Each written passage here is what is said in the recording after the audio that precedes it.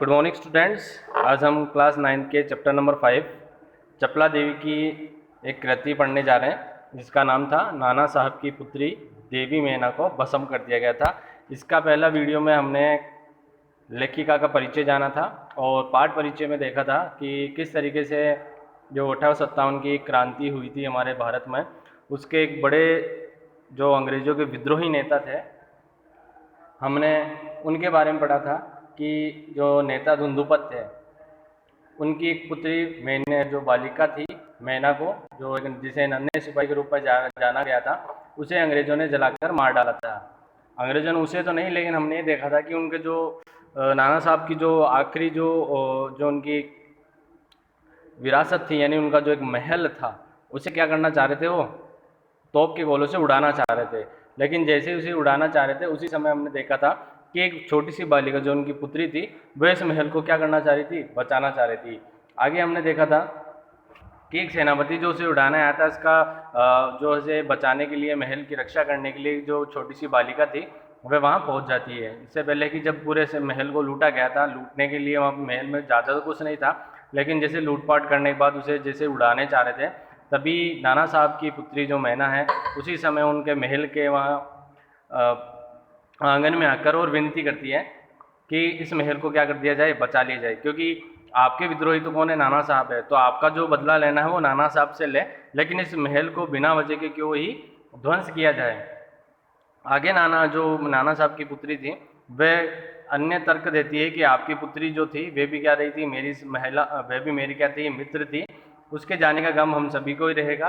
तो इस तरीके से क्या होता है कि जो सेनापति होता है वह बातें सुनकर क्या हो जाता है, वह थोड़ा क्या द्रवित हो जाता है, यानी थोड़ा पिघल सा जाता है, उसके अंदर उस बच्ची के प्रति क्या आ जाती है, दया आ जाती है। तभी हमने देखा वहाँ पे एक अंग्रेज सेनापति आता है, आउटरम जब वह देखता है स्थिति कि अभी तक उस महल को गिराया नहीं गया है, तो इस बीच में आउटरम उसे महल को बचाने की कोशिश करता है, उस बच्ची की ओर बताने करता है। लेकिन जहाँ हमने देखा आउटरम भी आकर वह कहता है कि यह तो क्या है, गवर्नर जनरल की आज्ञा से, यानी जो महल उड़ाने का जो ऑर्डर दिया गया था वह भारत के गवर्नर जनरल ने ये आदेश दिया था कि नाना साहब के महल को क्या कर दिया जाए, उड़ा दिया जाए। तो अब उन्हीं के आदेश से इस महल को उड़ाना पड़ेगा।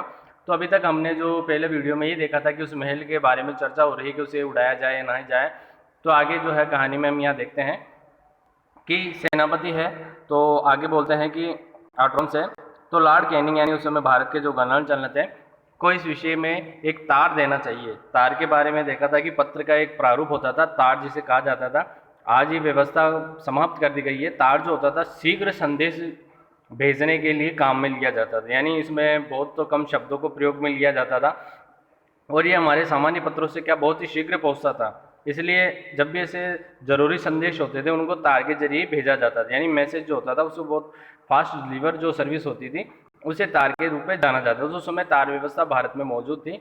तो आगे सेनापति जो कहता है कि भाई लॉर्ड कैनिंग जो हमारे गवर्नर जनरल है उसको इस विषय में तार दे कि किसी भी तरीके से इस महल को क्या कर लिया जाए, बचा लिया जाए, क्योंकि अब यहाँ तो कौन नहीं है कि जो नाना साहब है वो तो यहाँ पर है ही नहीं, तो इस महल को उड़ाने से हमें क्या लाभ। वह सेनापति है जो है वह उस बच्ची को, उस महल को बचाना चाह रहे हैं, क्योंकि उनका संबंध जो काफ़ी समय पहले से रहा था, लेकिन जैसे ही 1857 की क्रांति होती है, अब जो नाना साहब थे वो अंग्रेजों के विद्रोही नेता के रूप में सामने उजागर होते हैं। इस महल को जो अंग्रेज सरकार है वे गिराना चाह रही थी, लेकिन सेनापति है जो बच्ची के जो मैना है उसके आग्रह पर इसे क्या कर रहे हैं, बचाने की कोशिश कर रहे हैं। तो अल्ट्रम कहते हैं आखिर आप ऐसा क्यों चाहते हैं, हम ये महल विध्वंस किए बिना और नाना की लड़की को गिरफ्तार किए बिना नहीं छोड़ सकते हैं, क्योंकि अंग्रेजों का आदेश जो है, अंग्रेज सरकार जो आदेश है कि यानी उनकी अंतिम जो वस्तु मिलेगी उसे भी क्या कर ली जाएगी, अधिकार में ले ली जाएगी। अब जो उनकी पुत्री है तो उसे भी क्या करना पड़ेगा, गिरफ्तार करना पड़ेगा, इस महल को क्या करना पड़ेगा, विध्वंस, यानी इस महल को पूरे तोप गोलों से क्या करना पड़ेगा, बर्बाद करना पड़ेगा। सेनापति है मन में दुखी होकर वहां से चला गया। इसके बाद जनरल आउटरम ने नाना का महल फिर से घेर लिया। महल का फाटक तोड़कर अंग्रेज सिपाही भीतर घुस गए और मैना को खोजने लगे, किंतु आश्चर्य है कि सारे महल का कोना कोना खोज डाला पर मैना का पता नहीं लगा। यानी सेनापति है कि काफ़ी समझाने बुझाने पर भी जब वो आउटरम नहीं मानते तो वह वहाँ से चला जाता है। अब आउटरम क्या करता है, अपनी सेना लेकर उस महल को घेर लेता है और अंग्रेज सिपाही जो होते हैं वो महल के भीतर घुस जाते हैं। अब उस छोटी सी बालिका को खोजने लगते हैं, लेकिन आश्चर्य क्या होता है कि वह लड़की पूरे महल में कहीं भी दिखाई नहीं देती है, यानी पूरे महल में उसे खोजा जाता है लेकिन वह उसे दिखाई नहीं देती है, क्योंकि हम देख रहे हैं कि जो एक बालिका जो मैना है उसका लगाव किससे, उस महल से है, यानी उस महल को क्या करना चाह रही है, वो बचाना चाह रही है। तो आगे देखें, उसी दिन संध्या समय लॉर्ड कैनिंग का एक तार आया जिसका आशय इस प्रकार था, यानी क्योंकि हमने तार के जरिए यानी तुरंत संदेश जो है वापस आता है उनके पास, क्योंकि तार के जरिए उनसे सलाह मांगी गई थी, उनसे जो इस विषय में उनको बताया गया था।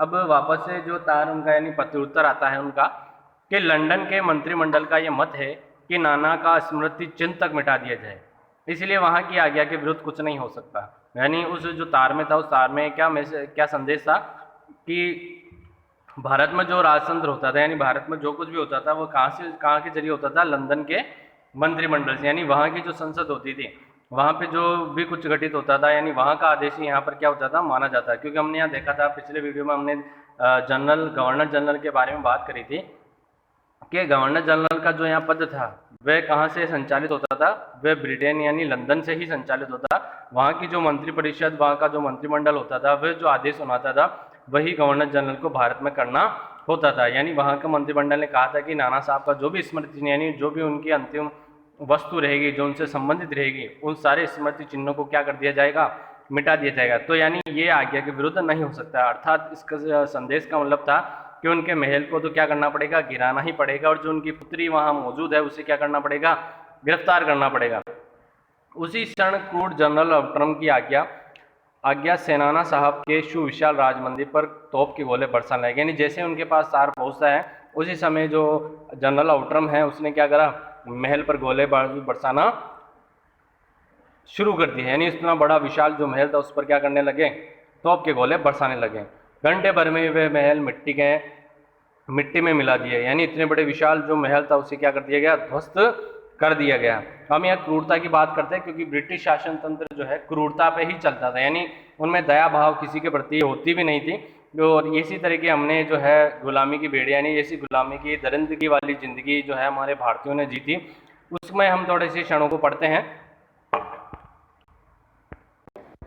तो आगे देखें कि उसी समय लंदन के सुप्रसिद्ध टाइम्स पत्र में 6 सितंबर को एक लेख में लिखा गया कि बड़े दुख का विषय है कि भारत सरकार आज तक उस दुर्दांत नाना साहब को नहीं पकड़ सकी जिस पर समस्त अंग्रेज जाति का भीषण क्रोध है। यानी एक जो इसमें पत्र का नाम है टाइम्स, हमारे भारत में भी एक समाचार पत्र चलता है अंग्रेजी में, द टाइम्स ऑफ इंडिया। यानी टाइम्स जो है विश्व का सबसे बड़ा एक पत्र है और ये लंदन में जो छपता है टाइम्स, तो वहाँ पे 6 सितंबर को एक लेख लिखा गया था, इन पत्रिका में एक लेख लिखा गया था, उसमें लिखा गया था कि बड़े दुख का विषय है। कौन सा विषय है कि भारत सरकार, यानी उस समय की भारत सरकार कौन सी, अंग्रेजों की सरकार, वर्तमान की भारत सरकार नहीं, क्योंकि भारत सरकार वर्तमान में जो है वो हमारे 1900 आज़ादी के बाद की सरकार जो बनी थी वो हमारे भारतीयों की थी, लेकिन उस समय की जो भारत सरकार है जिसमें भारत का जिक्र लिया गया है वो है अंग्रेजों की सरकार, क्योंकि उस समय भारत पर किसका अधिकार था, अंग्रेजों का, कि भारत सरकार नहीं अंग्रेज सरकार आज तक उस दुर्दांत नाना साहब को नहीं पकड़ सकी।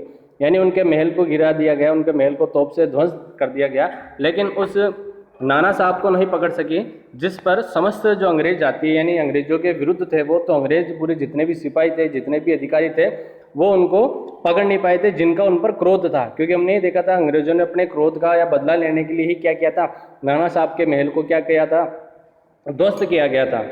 जब तक हम लोगों के शरीर में रक्त रहेगा तब तक कानपुर में अंग्रेजों के हत्याकांड का बदला लेना हम ना भूलेंगे। उस लेख में था कि जब तक लोगों के शरीर में रक्त रहेगा, कानपुर में जो अंग्रेजों ने जो हत्याकांड का बदला लेने के लिए जो ऐसा कृत्य किया था, कुकृत्य ही कहेंगे इसे, उसको हम लोग कभी नहीं भूल पाएंगे। उसी दिन पार्लियामेंट की हाउस ऑफ लॉर्ड्स सभा में सर थॉमस हे की एक रिपोर्ट पर बड़ी हंसी हुई जिसमें सर हे ने नाना की कन्या पर दया दिखाने की बात कही गई। अब देखिए वहाँ पर ऐसी जब दया दिखाई एक अंग्रेज अधिकारी ने तो उस पर क्या की गई, उस पार्लियामेंट में जो संसद के जो सदन था हाउस ऑफ लॉर्ड्स में, उन पर क्या की गई थी, दया दिखाने पर उन पर क्या गई थी, उन पर बड़ी यानी उस पर क्या कहते हैं हाथ से किया गया था। जबकि उन्होंने दया दिखाने यानी उन दरियादिली दिखाने की कोशिश जो की थी कि उन्होंने बस एक दया दिखाई थी, बच्ची को बचाने के लिए प्रयत्न किया गया था, क्योंकि बच्ची तो अंग्रेजों के खिलाफ थी नहीं, उनके पिता जो नाना साहब थे उन्होंने अंग्रेजों का बुरा किया था तो भाई वो खिलाफ थे, महल ने भी उनका कुछ नहीं बिगाड़ा था, लेकिन फिर भी क्या था कि उस महल को ध्वस्त किया गया था। हे के लिए निश्चय ही ये कलंक की बात है। जिस नाना ने अंग्रेज नर नारियों का संहार किया, उनकी कन्या के लिए क्षमा, अपना सारा जीवन युद्ध में बिताकर अंत में वृद्धावस्था में सर टॉमस है एक मामूली महाराष्ट्र बालिका के सौंदर्य पर मोहित होकर अपना कर्तव्य ही भूल गए।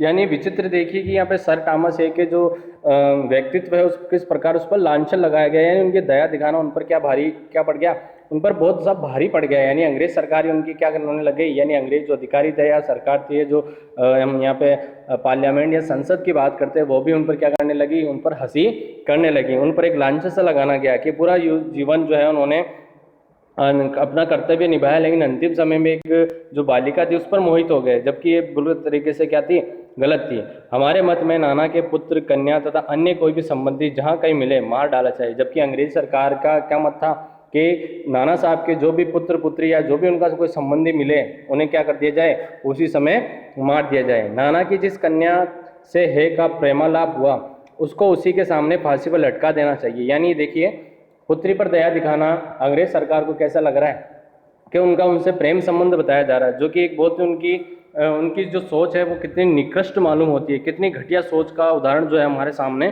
प्रस्तुत किया जाता है। तो इस तरह से जनरल जो है सेनापति जो है था उस पर भी एक बहुत बड़ा लांछन जो है उनके जीवन पर लगाया गया था। इस तरीके से सन 57 के सितंबर मास में अर्धरात्रि के समय चांदनी में एक बालिका स्वच्छ उज्जवल वस्त्र पहने हुए नाना साहब के भग्नाविष्ट प्रासाद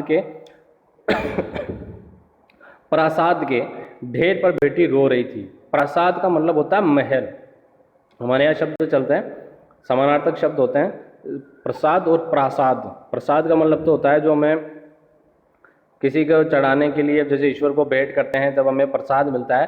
प्रासाद का मतलब होता है महल पे। तो सितंबर के समय सन 57 के सितंबर के महीने में अर्धरात्रि के समय एक चांदनी के अंदर एक बालिका थी जो स्वस्थ उज्जवल वस्त्र पहनकर किसके ऊपर, नाना साहब का जो महल था वो जो ध्वस्त हुआ था, जिसको तोप के गोले से उड़ा दिया गया था, उसके ढेर पर बैठी रो रही थी। पास ही जनरल आउटरम की सेना भी ठहरी थी, क्योंकि हमने देखा था कि जनरल आउटरम ने सेनापति है तो वहाँ से चले गए थे, और जो महल को ध्वस्त करने का काम किसने किया था, जनरल आउटरम में। उसकी सेना भी उसी के पास ही बैठी थी। कुछ सैनिक रात्रि के समय रोने की आवाज़ सुनकर वहाँ जाते हैं। बालिका केवल रो रही थी, सैनिकों के प्रश्न का कोई उत्तर नहीं दे रही थी। इसके बाद कराल रूपधारी जनरल आउटरम भी वहाँ पहुँच गए, यानी विकराल रूप लिए, जो हम जैसे हमारे यहाँ राक्षस होते थे उसी का एक रूप लिए जनरल आउटरम वहाँ पहुँचा है। वह उसे तुरंत पहचान में बोला, ओ ये तो नाना साहब की लड़की मैना है। पर वह बालिका किसी और को न देखती थी और न अपने चारों ओर सैनिकों को देखकर जरा डरी भी, यानी उसमें जो साहसीपन था वह इसमें मौजूद आता है, यानी नजर आ रहा था। जनरल आउटरम ने आगे बढ़कर कहा, अंग्रेज सरकार की आज्ञा से मैंने तुम्हें गिरफ्तार किया। मैना उसके मुंह की ओर देखकर आत्र स्वर में बोली, मुझे कुछ समय दीजिए जिससे आज मैं यहाँ जी भर कर रो लूँ। यानी जो बालिका मैना जो है वो अपने पिता के जो पैतृक जो महल है, यानी अपने पिता का जो महल है, यानी अपने पिता की जो अंतिम जो उनका स्मृति चिन्ह है या शेष जो है, अब उसे क्या करना चाहिए, उसे जी भर कर देखना, क्योंकि अपने पिता को तो अब देख नहीं पा रही है, क्योंकि उसके पिता तो वहाँ से गुप्त रूप से कहीं और जाके छिप चुके हैं। लेकिन जो बालिका है वह उस महल से इतना संबंध है उसका कि वो उसे क्या करना नहीं चाह रही है, उससे दूर होना नहीं चाह रही है। तो जब उसे अंग्रेज सरकार यानी जनरल आउटरम से जब गिरफ्तार करने का आदेश भी देता है तो वह बोलती है कि मुझे क्या कर दीजिए, कुछ समय के लिए अकेला छोड़ दीजिए, मैं यहाँ पर क्या करना चाहती हूँ, जी भर कर रोना चाहती हूँ, अंतिम समय अपना यहीं बिताना चाहती हूँ। क्योंकि बहुत सारे बच्चों में या हम देखें कि हमारा लगाव किसी न किसी में होता है, किसी न किसी वस्तु में होता है। तो उस बालिका का लगाव किस में था, उसके महल से था। तो उस महल के पास कुछ समय बिताना चाह रही थी। आगे देखें, पर पाषाण हृदय वाले जनरल ने, पाषाण का मतलब होता है पत्थर के समान कठोर हृदय वाले जनरल ने उसकी अंतिम इच्छा भी पूरी नहीं होती। उसी समय मैना के हाथ में हथकड़ी पड़ी और वे कानपुर के किले में लाकर क्या कर दी गई, कैद कर दी गई। यानी जो अब कुछ किले होते थे जिनमें क्या करते थे, अंग्रेजों ने जब अधिकार कर लेते तो उसको एक बड़े कारागार के रूप में रखते थे, क्योंकि हमने देखा कि पुराने समय के जितने भी महल होते थे काफ़ी विशाल, काफ़ी बड़े होते थे। तो उसने क्या करा, तो अंग्रेज सरकार क्या करती थी, ऐसे महलों को अपने अधिकार में कर लिया करती थी और उसको क्या करती थी, कारागार के रूप में। तो उस नाना साहब की जो पुत्री को उन्होंने गिरफ्तार किया था उसको कौन से, कानपुर के किले में लाकर कैद कर दिया। उसी समय महाराष्ट्रीय इतिहासवेत्ता महादेव चिटनविस के बाखर पत्र में छपा था। यानी महाराष्ट्र के जो एक इतिहासवेत्ता थे, इतिहास से संबंध रखने वाले महादेव चिटनविस के जो बाखर है उनका एक पत्र था, उसमें छपा था कि कल कानपुर के किले में एक भीषण हत्याकांड हो गया। नाना साहब की एकमात्र कन्या मैना धधकती हुई आग में जलाकर भस्म कर दी गई। भीषण अग्नि में शांत और सरल मूर्ति उस अनुपम बालिका को जलती देख सभी ने उसे देवी समझकर क्या कर लिया, प्रणाम कर लिया। यानी उस पुत्री को, जो नाना साहब की पुत्री थी मैना को गिरफ्तार करने के बाद उसी किले में रखा गया और उस किले में जलती ढेर में उसे क्या कर दिया गया, स्वाहा कर दिया गया। यानी उस धधकती आग में उसे जलाकर भस्म कर दिया गया। यानी उसकी अंतिम, नाना साहब की जो अंतिम पुत्री थी, अंतिम जो उसका स्मृति रहा था, अंतिम उससे जो संबंधी था, उसे भी क्या कर दिया गया, उस धधकती आग में उसे जलाकर भस्म कर दिया गया। उस भीषण अग्नि में जो एक शांत और सरल मूर्ति हृदय वाली जो पुत्री थी, बच्ची थी, बालिका थी, उसे जलती देखकर सभी ने उसे क्या करा, देवी समझकर, यानी उसे एक देवी स्वरूप मानकर उसे क्या करा, प्रणाम किया। यानी ये एक हम जो एक कहानी है हमारे बीच, इसमें हम दिखाया गया है कि अंग्रेजों के क्रूरता के कार्य को इसमें स्पष्ट रूप से दिखाया गया है कि किस तरीके से अंग्रेजों की नीति जो होती है कि व्यक्ति से भी संबंध रखने वाली चीज़ों को भी वे किस तरीके से तहस नहस कर देती है, और जो निपराध रहता है उस पर किस तरह का उनका भीषण अत्याचार उन पर दिखाया जाता है। और जो और एक बालिका जो मैना है, उसके जरिए हमने देखा था कि एक स्वतंत्रता सेनानी जो अपने महल, अपने देश से कितना लगाव उसे रखती है, यानी उसे बेखबर होकर भी क्या करती है, उसे बचाने की कोशिश में लगे रहती है। तो ये था हमारा मैना देवी का जो है, चपला देवी की जो कृति है उसका हमने पाठ पढ़ा था। तो ये आपको जरूर समझ में होगा। आगे हम इसके अभ्यास प्रश्नों के बारे में बात करते हैं। पहला प्रश्न है, बालिका मैना ने सेनापति हे को कौन कौन से तर्क देकर महल की रक्षा के लिए प्रेरित किया था। यानी उन्हें कौन कौन से तर्क दिए थे। जब हमने स्टार्टिंग में देखा था कि जब सेनापति है, जब महल को ध्वस्त करने वाला होता है, तभी उस समय आंगन में बालिका मैना आती है और वे उसे तर्क देती है महल को बचाने के लिए। उसके बाद है प्रश्न नंबर 2, मैना जड़ पदार्थ मकान को बचाना चाहती थी पर अंग्रेज उसे नष्ट करना चाहते थे, क्यों। तो बालिका में हमने देखा था कि मैना जो है उसे जड़ पदार्थ, क्योंकि उसके पिता का अंतिम जो है चिन्ह वही है, उसे बचपन से वहाँ पली बढ़ी है, तो उसे अपने महल के प्रति लगाव है। जबकि अंग्रेज सरकार जो है नाना साहब को मिटाना चाह रहे हैं, तो नाना साहब तो नहीं मिले, लेकिन उनके जो महल है उसको भी क्या ध्वस्त करना चाहती है। अंतिम जो स्वतंत्रता सेनानी का जो चिन्ह रहेगा, यानी जो संबंध रहेगा, उसको भी क्या करना चाहती थी, खत्म करना चाहते थे। तीसरा प्रश्न है, सर टॉमस है के मैना पर दया भाव के क्या कारण थे। यानी हमने देखा सेनापति है ने जो मैना पर दया भाव दिखाए थे, उसके क्या कारण थे। तो पहला कारण तो हमें ये नजर आया था कि जो बालिका मैना थी उसने ये बताया था कि उसकी जो सर टॉमस है की जो पुत्री थी मेरी, उसका संबंध किससे था, मैना से था, वो उसकी बचपन की मित्र थी। और ये भी देखा गया था कि जब उनके बीच, जब नाना साहब का और अंग्रेज सरकार का जब उनमें कोई शत्रुता नहीं थी, उस समय उनमें प्रेम भाव था, तब वे एक दूसरे घर आया जाया करते थे। तो ये सारे कारण थे कि उनके दया भाव के। चौथा प्रश्न था कि मैना की अंतिम इच्छा थी कि वे प्रासाद के ढेर पर बैठकर जी भर कर रो लें, लेकिन पाषाण हृदय वाले जनरल ने किस भय से उसकी इच्छा पूर्ण न होने दी।